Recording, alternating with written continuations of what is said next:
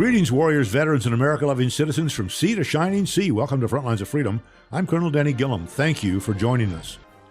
Now it's time to meet my good friend Chip Campbell. Chip's a graduate of the U.S. Naval Academy and retired naval officer.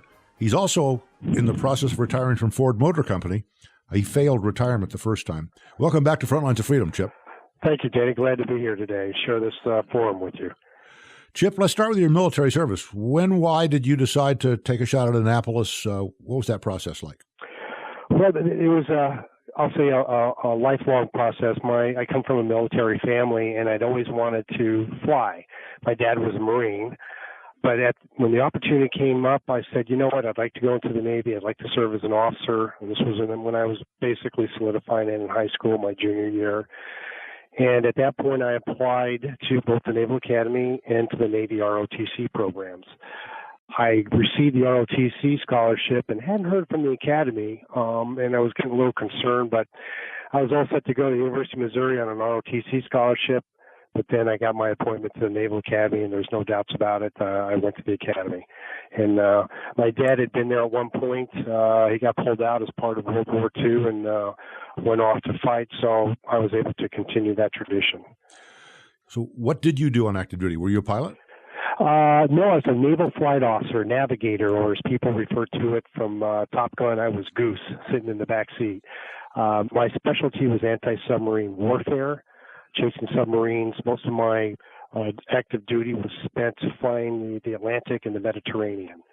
And during that time, this was the Cold War period, and our job was to keep track of the Soviet subs and the Soviet boomers that were off the east coast of the U.S., to just make sure we knew where they were at all times, and if required, we'd know where they are and we could go after them.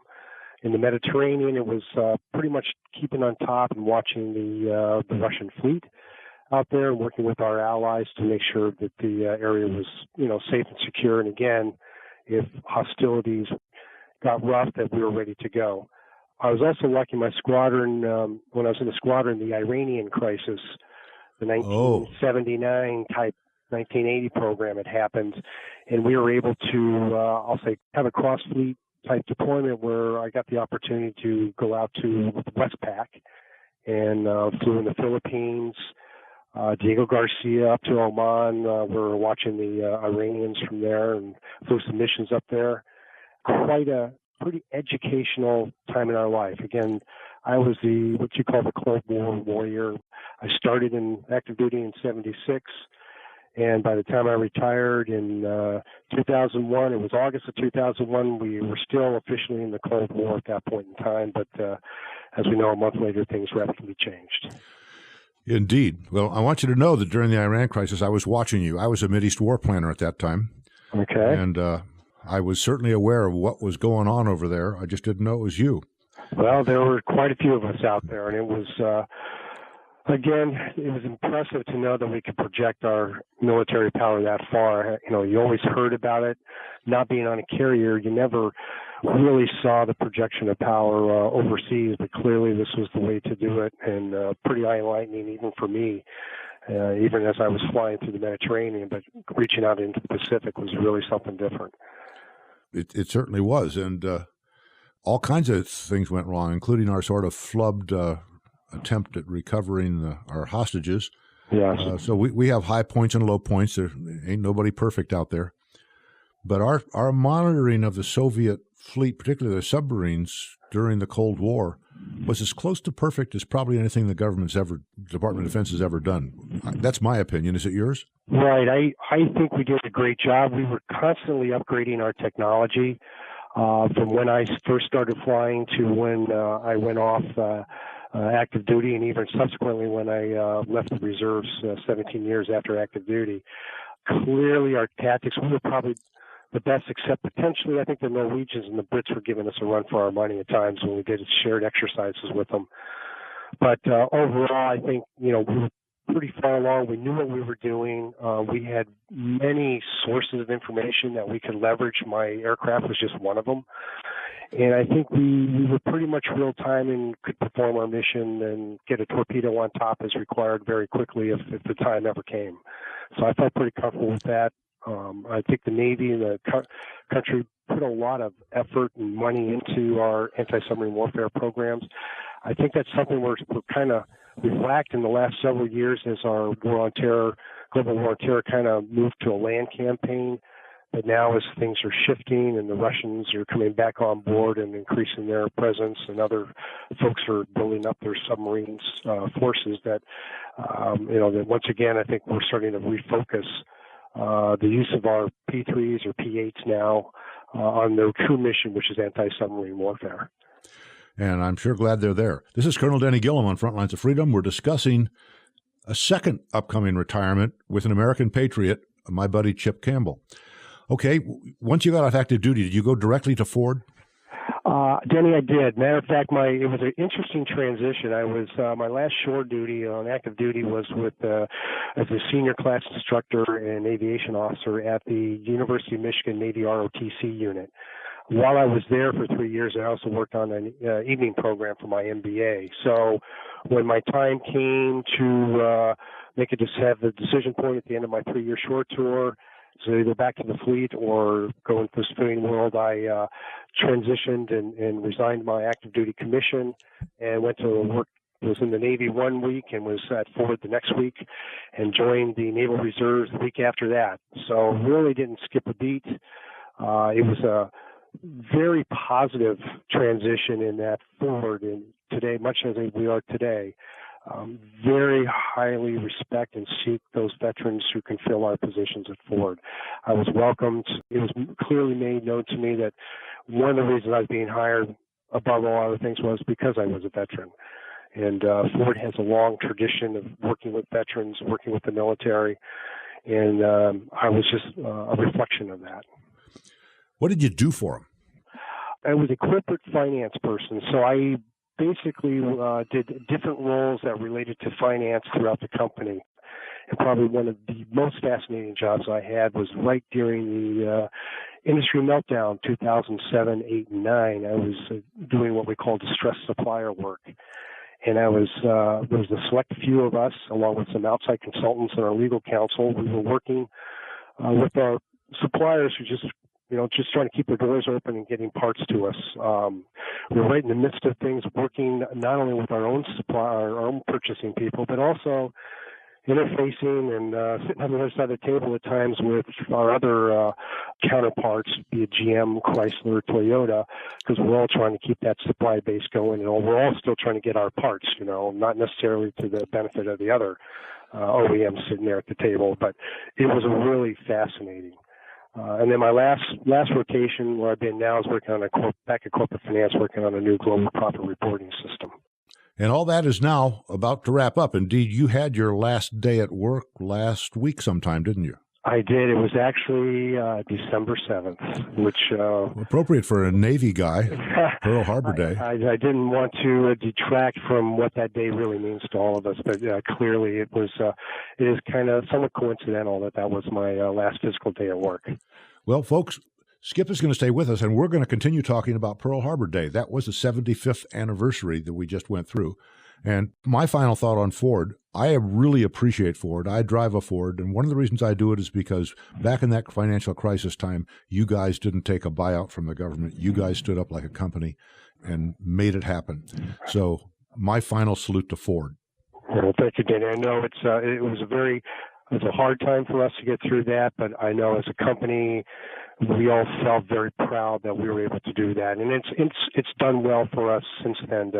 It makes people appreciate the company and what we've done even more so. Especially when I'm trying to recruit folks, they tend to always remember that you didn't take the money. Amen. That was really nice.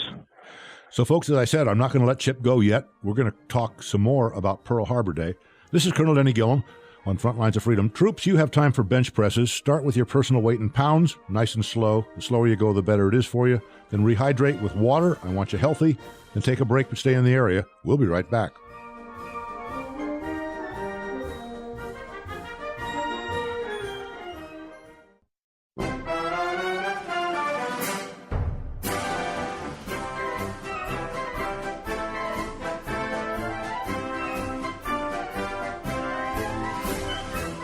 This is Colonel Denny Gillum. We're at the final formation for this hour on Frontlines of Freedom. We're continuing our conversation with retired naval officer and Ford employee Chip Campbell. Chip, last week was the 75th anniversary of the attack on Pearl Harbor. As an American and as an Army guy, I've studied and I'm concerned about what happened there that day. However, it really hit our Navy. That's why I'm pleased that you could take a little bit of time to join us today and discuss it from that perspective. Chip, give us an overview of the attack on Pearl Harbor from your perspective. Well, again, I've been like you. I've studied it, and I've actually physically walked and driven the area there as a young midshipman. I remember coming into Pearl Harbor, manning the rails, and as we went by the Arizona, rendering a salute, it really brought it home as to what that was all about.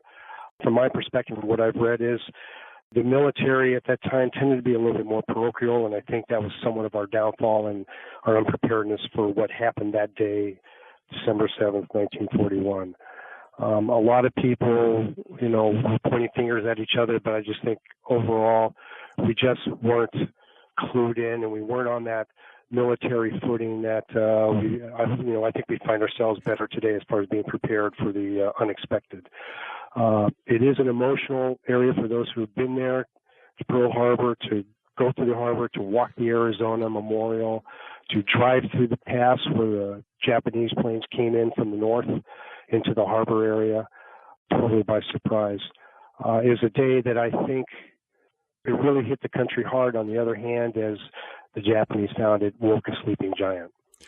Skip, Japan, their thought was that if they took out Pearl Harbor, they could finish their occupation of the countries they wanted to in the Far East before we could recover, and then it would be a fait accompli. They would never have to fight us. Is that how you remember it? To some extent, that's correct, Danny, although I think their mission was to take out our carriers also. And when they came into the harbor, there were no carriers. And I think post-analysis, they realized that even though they took out a major portion of our surface fleet, and primarily the capital battleships, they still missed the carriers, and it was going to be a long road. They didn't necessarily accomplish what they wanted to. But yes, I think it was a surprise to knock us back, hopefully take out our fleet so they could just continue their expansion into the Western Pacific and the Southeast Pacific.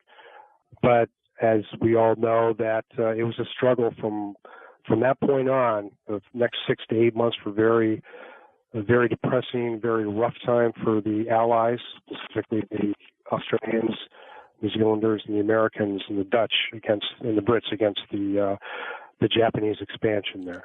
Yeah, we had a number of carriers there, 4 or 5 of them, but they were out on a training maneuver. Is that what happened? I think a couple were on training, a couple were still on out on the West Coast, but they basically, they just weren't there at that point in time. The Saratoga, the Enterprise, I think the Ranger, and they just weren't around, and lucky for us, they weren't.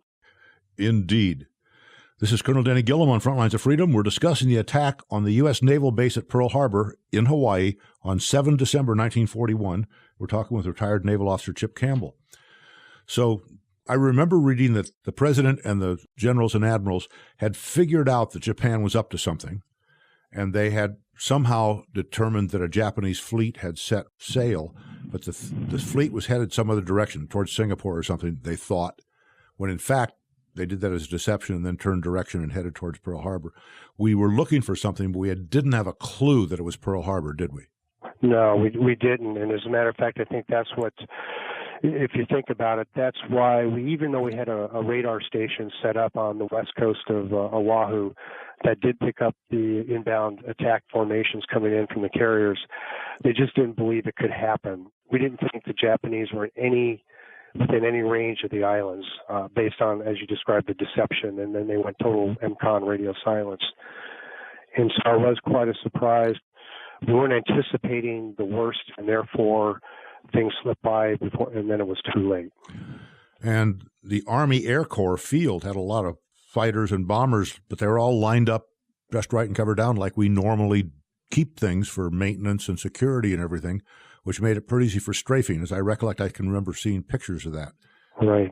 Yeah, I agree. Hickam Field lined wingtip to wingtip, so also at Ford Island, And the Navy was there in the outlying fields. Also, they were wingtip to wingtip. The thinking was it was easier to guard them from some type of attack. Although nobody seemed to be thinking if it was an aerial attack, you just lined them up like sitting ducks, and that's exactly what happened. They didn't disperse them. And the net result was chaos. Lives lost, lots of people shocked. Nobody knew what the heck to do. But one of the things about it, we military folks, is we sort of recover and start making plans for what to do next. And that did happen, didn't it?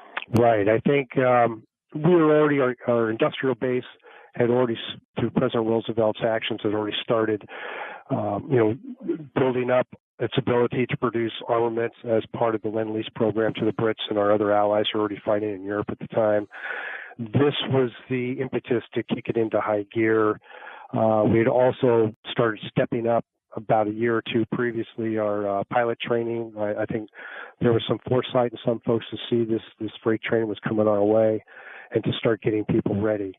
Also, we had, new aircraft and ships under development that basically came home by the time 1943-44. We were starting to improve and get rid of our obsolete equipment. So, but again, it was a long road, Denny. They just, like I said, we weren't ready and weren't reading the tea leaves too well until it was a little late. But I think things picked up, and as you can see, it did prove that even though we're down, the Americans were not out until the final breath.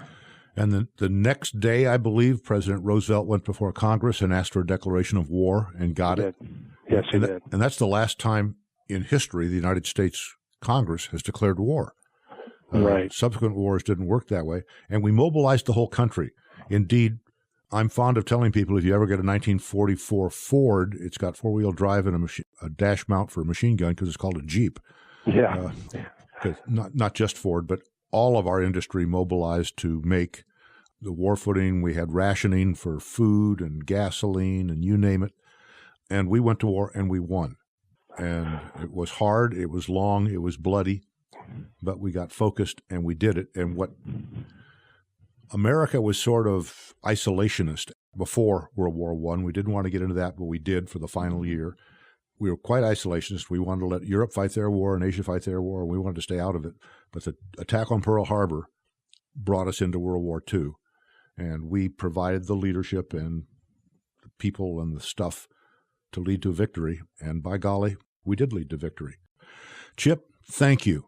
Thanks for taking time to talk about this. Thank you for your service to our nation in the Navy. And God bless you as you go into retirement, brother. I hope you don't flunk retirement like you did the first time. Yeah, Danny, I hope not. And thank you for your service